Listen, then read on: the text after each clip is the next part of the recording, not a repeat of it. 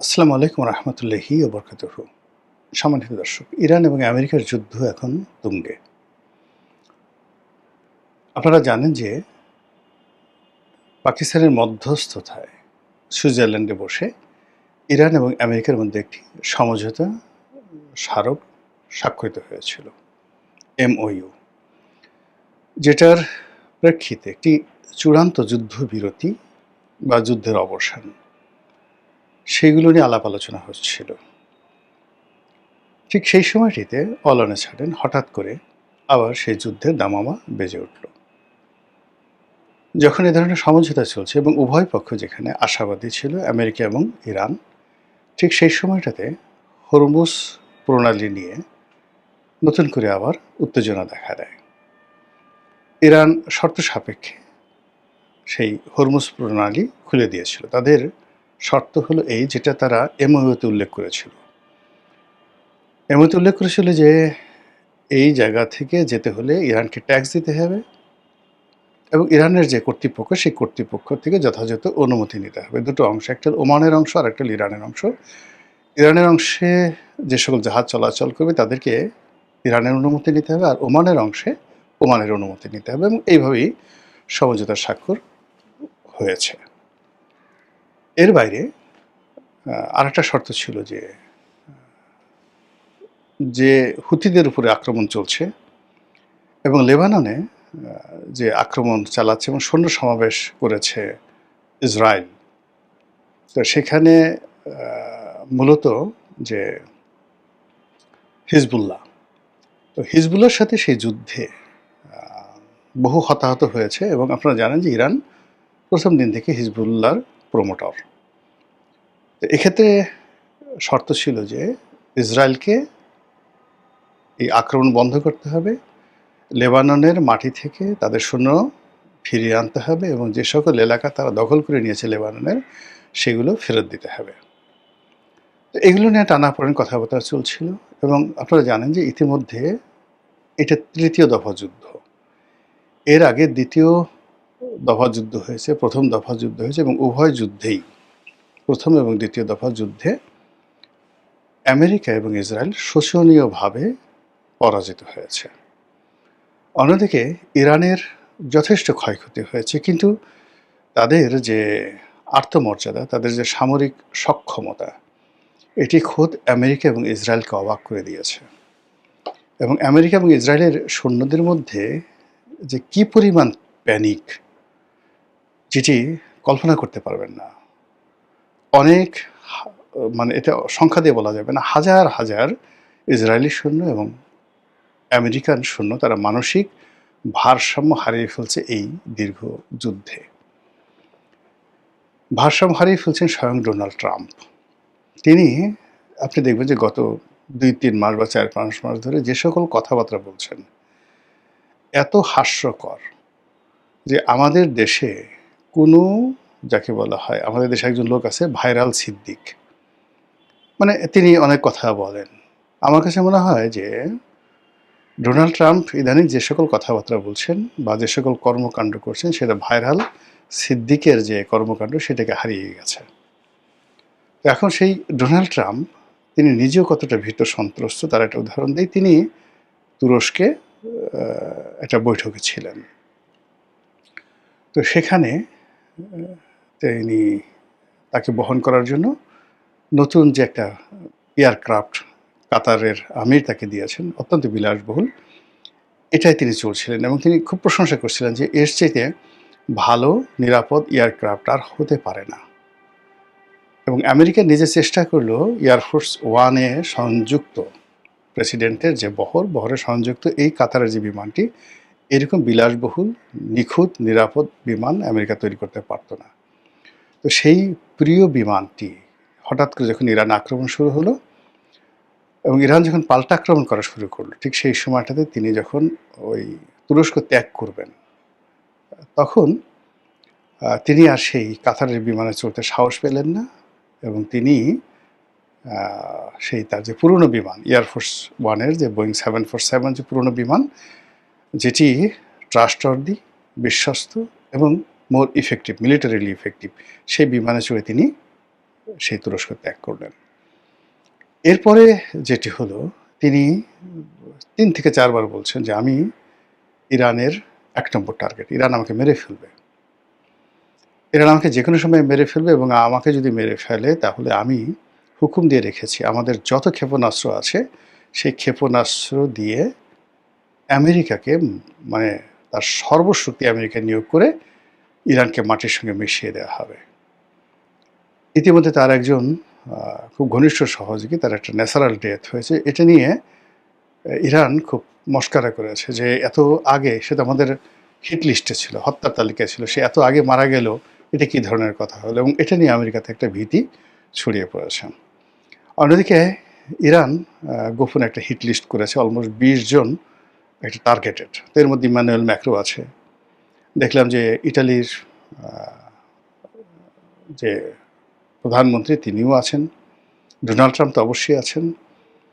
এই হিট লিস্টটা বের হওয়ার পরে মানে যাকে বলা হয় পুরো ইউরোপে ভয় ছড়িয়ে পড়েছে। এর কারণ হলো ইরান যখন এই কাজগুলো করে তারা সঙ্গে সঙ্গে সেখানে তাদের যে অ্যাসাসিনেশন গ্রুপটা আছে, আত্মঘাতী গ্রুপ আছে, তারা সেদেরকে লেলিয়ে দেয়। আপনার মনে আছে যে আয়াতুল্লাহ আলী রুহুল্লাহ খমেনি, মানে মূল আয়াতুল্লাহ যিনি ছিলেন বিপ্লবের পরে, তিনি সালমান রুশদির সেই মৃত্যুদণ্ড দিয়েছিলেন, এবং সেই মৃত্যুদণ্ড নিয়ে সালমান রুশদি এখনও পর্যন্ত তার জীবন হারাম হয়ে গেছে।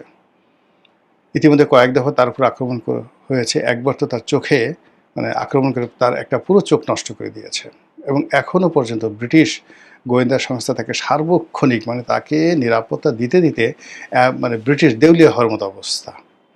সে বলছে একটা লোকে বাঁচানোর জন্য পুরো ব্রিটিশ সাম্রাজ্য দেউলিয়া হওয়ার মতো অবস্থা হয়ে গেছে। ইরানের একটা ফতোয়া, তো সেখানে যে ২০ জন লোকের তালিকা করে ইরান যে ঘোষণা দিয়েছে হিট লিস্ট, এখন এই লোকগুলো হয়তো আর কদিন পরে ডোনাল্ড ট্রাম্পের ক্ষমতা থাকবে না, তিনি বারাক ওবামার মতো, বিল ক্লিন্টনের মতো স্বাভাবিক থাকবেন, আর ইমানুয়েল ম্যাক্রোর একই অবস্থা, অন্যান্য যারা আছেন তাদের একই অবস্থা। এখন ক্ষমতা আছেন, ক্ষমতা চলে যাওয়ার পর। কিন্তু ইরানের যে ফতোয়া, সেই ফতোয়া প্রেসিডেন্ট ডোনাল্ড ট্রাম্পকে নয়, ব্যক্তি ডোনাল্ড ট্রাম্পকে। That is the problem. তো এই ঘটনায় পুরো ইউরোপে এতটা আতঙ্ক ছড়িয়ে পড়েছে বিভিন্ন কারণে। ইরানের সেই জাগ্রস পর্বতমালাতে, দুর্ভেদ্য জাগ্রস পর্বতমালাতে তাদের একটা গ্রুপ ছিল, অ্যাসাসিনেশন গ্রুপ। তাকে সেই গ্রুপের তারা প্রায় ৩৫০ বছর 350 ইয়ার্স তারা পৃথিবী ডমিনেট করেছে। এই গ্রুপ বিভিন্ন রাজদরবারে তারা এই মৃত্যু পরোয়ানা পাঠাতো, এবং তাদেরকে ট্যাক্স না দিয়ে ওই সমসাময়িক দুনিয়াতে মানে কেউ বাঁচতে পারেনি, ইভেন গাজী সালাউদ্দিন সাহেবও না। এই গ্রুপটিকে ধ্বংস করেছিলেন হালাকু খান, মঙ্গল নেতা হালাকু খান এই প্রথম এই পাহাড় আক্রমণ করে এদেরকে ধ্বংস করেছিলেন। আর কেউ এর আগে ৩৫০ বছর ধরে, সে আব্বাসীয় জমানায় তাদের সৃষ্টি হয়েছিল, একদম হালাকু খান পর্যন্ত সেই ৩৫০ বছর তারা পৃথিবীকে জ্বালিয়েছে। ওই রক্ত ইরানের মধ্যে রয়ে গেছে। ফলে সেই রক্ত দিয়ে এই ২০ জন মানুষকে টার্গেট করেছে। ফলে কি হলো, যারা ইরানের মৃত্যুদণ্ড পেয়েছে তাদের ঘুম হারাম হয়ে গেছে, কেন তারা জানে যে এই জাতিটি কি করে প্রতিশোধ নিতে হয় তা জানে, এবং এদের রন্ধ্রে রন্ধ্রে এই জিনিসগুলো রয়ে গেছে। ফলে তাদের যে আতঙ্ক, সেই আতঙ্ক ইতিমধ্যে আরও বেড়ে গেছে যে ইরানের যে রেভলিউশন মানে ইরানের যে বিপ্লবী গার্ড, জিহ্বার জড়তার কারণে ইংরেজিতে এই যে রেভলিউশন শব্দটি বা রেভলিউশনারি এই শব্দটি আমি উচ্চারণ করতে পারছি না, এটা মানে একটা জড়তা, ইদানিং এটা হয়েছে, আগে ছিল না। তো যাই হোক, ইরানের যে বিপ্লবী গার্ড, সেই বিপ্লবী গার্ড তার একটা গুরুত্বপূর্ণ কর্মকর্তা তিনি বলেছেন যে একেবারে হোয়াইট হাউসের মধ্যে ঢুকে ডোনাল্ড ট্রাম্পকে মারা যে সক্ষমতা, মারার যে সক্ষমতা, এটা এখন আছে, ইরানের আছে। Iran can do it. Iran এতদিন এই কাজটি করেনি, কিন্তু এখন এই কাজটি তারা করবে। এর ফলে কি হলো যে এই যে ইরানের যে যুদ্ধ, এই যুদ্ধ তৃতীয় দফাতে যে যুদ্ধ, এই যুদ্ধ খুব দ্রুত শেষ হয়ে যাবে। দ্রুত শেষ হয়ে যাবে যে এর আগে ইরান যেটা প্ল্যান করেছিল এবং আমেরিকা যেটা প্ল্যান করেছিল, তো ইরানের প্ল্যানটা শতভাগ সফল হয়েছে, কিন্তু আমেরিকার প্ল্যান হয়নি। ইরান মধ্যপ্রাচ্যের যে সকল আমেরিকান ঘাঁটি রয়েছে, সব ঘাঁটি প্রায় আংশিকভাবে, অর্ধেক এবং কোনো ঘাঁটি একেবারে সম্পূর্ণভাবে ধ্বংস করে দিয়েছে আমেরিকান ঘাঁটি, যেগুলো মেরামত করতে বিলিয়ন নয়, মানে শত কোটি নয়, হাজার কোটি ডলার লাগবে, ট্রিলিয়ন ডলার লাগবে নতুন করে চালু করতে। ২ নম্বর হলো চালু আর এগুলো করবেন। ইতিমধ্যে দেখেন ইরাক থেকে আমেরিকান বাহিনী চলে আসছে গত ২৩ বছরে, তাদের যে সমস্ত কিছু গুটিয়ে তারা সেখান থেকে চলে আসছে ইরাক থেকে। ফলে ইরাক এখন 100% ইরানের দখলে, মানে সেখানে আলাদা সরকার আছে, রাষ্ট্রপতি আছে, প্রধানমন্ত্রী আছে, কিন্তু সেখানে কমান্ড চলে, সেখানে কমান্ড চলে ইরানের। এরপরে জর্ডানে সামরিক ঘাঁটি আছে, এই ঘাঁটিও তারা রাখতে পারবে না, এবং জর্ডান তারা দখল করে নেবে, বা জর্ডান এখন যারা আছে তারা যেভাবে আমেরিকাকে বেস করতে দিয়েছে, ইরানকে তাদেরকে বেস করতে দিতে হবে। তাহলে ইরাকের পরে জর্ডান, আর জর্ডান যদি চলে আসে তাহলে পশ্চিম তীর, গাজা, নাবলুস থেকে শুরু করে পুরো এলাকাটা তাদের একেবারে দখলে চলে আসবে। এই যে তাদের যে লাইন আপ, সেই লাইন আপটা তারা ক্লিয়ার করে ফেলেছে, তার সঙ্গে সঙ্গে কুয়েতকে তারা নিউট্রাল করে ফেলেছে, অ্যাবসলিউটলি নিউট্রাল করে ফেলেছে। অন্যদিকে আমেরিকা যেটা আর ইসরায়েল যেটা চেয়েছিল যে এয়ার স্ট্রাইক করে এই দেশটিকে শেষ করে দেওয়া, এটা হয়নি, ফেল করেছে। তারপরে তারা মিসাইল, ড্রোন আক্রমণ করেছে, সেটা ফেল করেছে। এখন এই মুহূর্তে তাদের যে মেরিন, তাদের যে নেভাল ফোর্স, সেই নেভাল ফোর্স দিয়ে তারা শত শত সেই সামরিক যান এই ইরানের উপকূলে তারা নৌ অবরোধ দিচ্ছে, এবং সেখান থেকে তারা সেই বিমান হামলা চালাচ্ছে, এবং এটা বেশি দিন তারা চলবে না, because they have the limitation, very limitation. এই একটা লিমিটেশন দিয়ে ইরানের মতো একটা বিরাট ভূখণ্ডকে শুধুমাত্র এয়ার স্ট্রাইক দিয়ে আমেরিকার সমস্ত ফোর্স, মানে যদি পারমাণবিক বোমা দিয়ে মানুষ মেরে ফেলে সেটা আলাদা কথা, কিন্তু ইরানকে শেষ করা সম্ভব নয়। ফলে highest they can do more than কত 10-12 দিনের বেশি তারা এইভাবে চালাতে পারবে না।